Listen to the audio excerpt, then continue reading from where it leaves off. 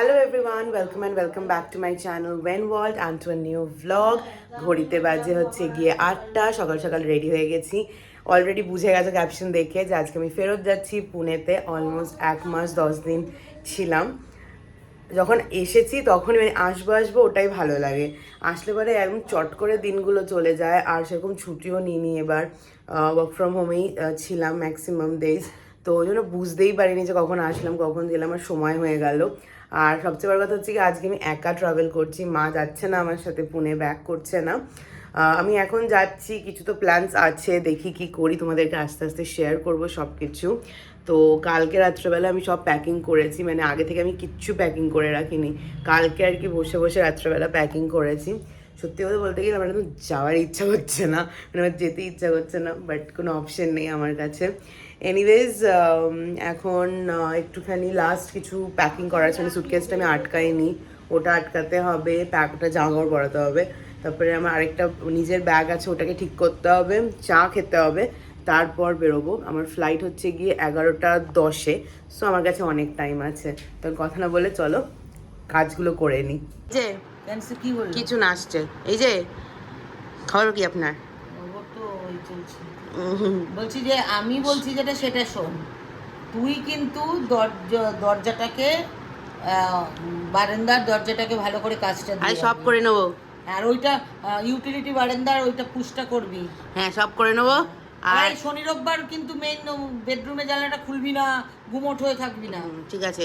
আর বলছি যে আপনি ইয়ে চালাবেন না, মোমবাতি জ্বালাবেন না, আর ভালোভাবে থাকবেন, ঠিক আছে? আর মন খারাপ করবেন না, ঠিক আছে? জ্বালাবো। আর তোর একটু কষ্ট করে রান্না করবি 8:30টার সময়ের মধ্যে কিন্তু খেয়ে নিতে হবে বলে দিলাম বাবা। এই ব্যাগটা ফুল ভর্তি হচ্ছে গিয়ে খাবার দাবার, পরে গিয়ে দেখাবো কি কি আছে, ঠিক আছে? 8:30 রাত্রে 8:30টার মধ্যে খেতে হবে। ঠিক আছে ঠিক আছে, ডিনার করতেই হবে। ও কান্নাকাটি করছি।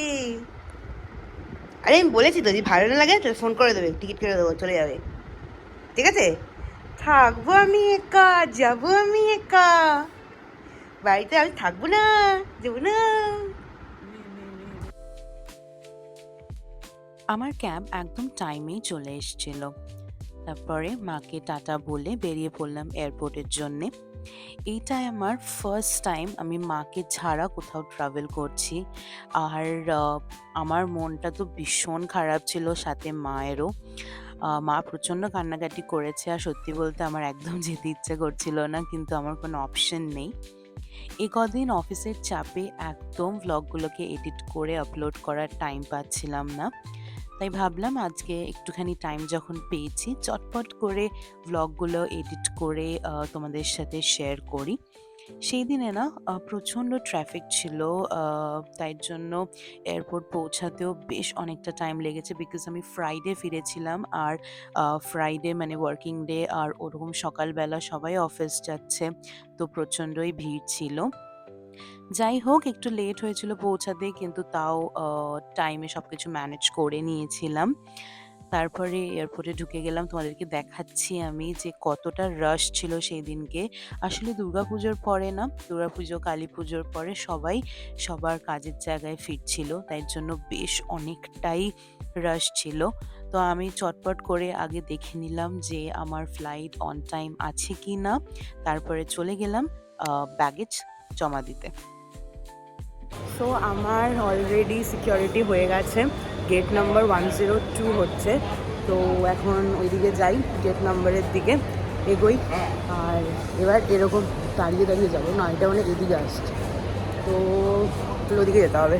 তো ঠিক আছে, চলো এগোনো যাক।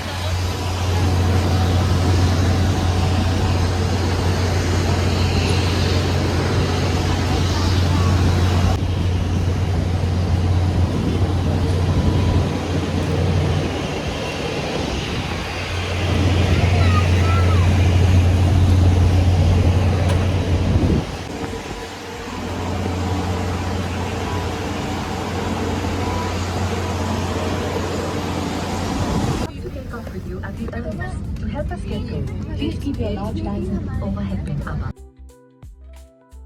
কলকাতা থেকে যখন প্লেন টেক অফ করে এই টাইমটা আমার ভীষণ ইমোশনাল লাগে। তার কারণ আমার তখন মনে হয় যেন আরও কিছুদিন যদি থেকে যেতে পারতাম ভালো হতো, যদি আমাকে যেতে না হতো তাহলে খুব ভালো হতো।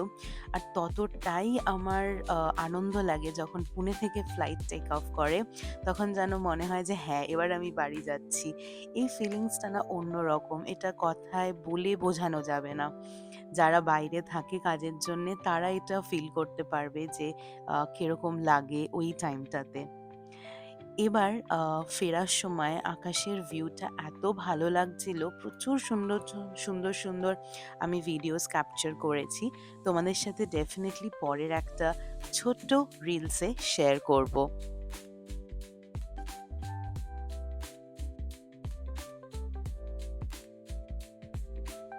কলকাতা থেকে পুনে আসতে অলমোস্ট লাগলো 2 hours and 15 minutes, কিন্তু আমরা ভালোভাবেই ল্যান্ড করে গেছিলাম।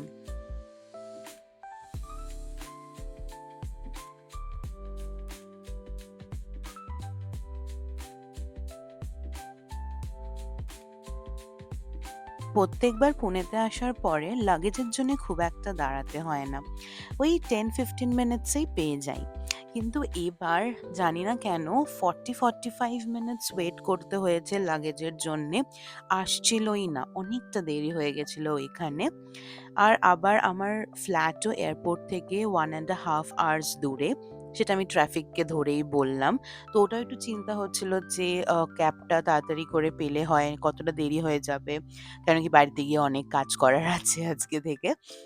তো বেরোলাম, আর এয়ারপোর্টের বাইরে না একদম ক্যাব সার্ভিস পেয়ে যাবে তোমরা, তবে ওটা বড় গাড়ির জন্যে, তাই জন্য ছোট গাড়ি নেওয়ার জন্য তোমাকে যেতে হবে এরো মল অবধি।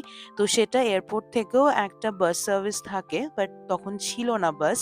তো আমরা এই হাঁটা পথটাও জানতাম না, তো ওটা জিজ্ঞেস করে করে গেলাম। ওখানে যাওয়ার সময় দেখছি যে অনেক লোকেরাই যাচ্ছিল, তো খুব একটা অসুবিধা হয়নি। আর ওখানে যাওয়া মাত্রই ক্যাবটা পেয়ে গেছিলাম, কারণ ওখান থেকে প্রচুর ক্যাব থাকে, ওদের অফিসও থাকে, তো কোনো অসুবিধা হয়নি।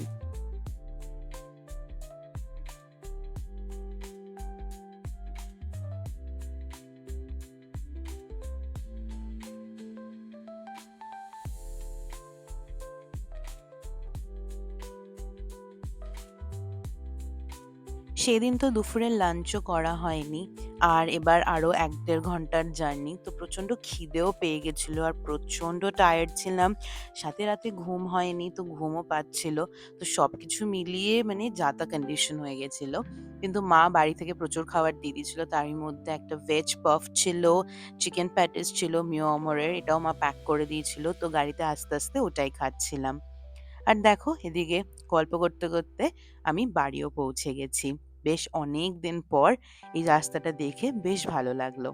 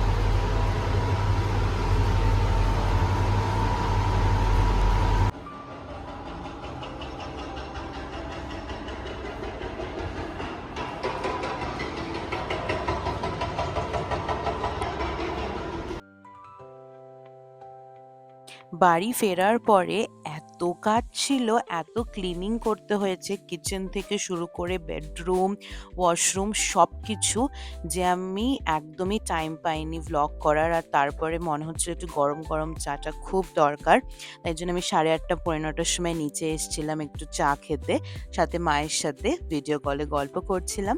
তো চলো আজকের এই ভ্লগটা এখানেই শেষ করছি। খুব শিগগিরই দেখা হচ্ছে নতুন একটা ভ্লগের সাথে।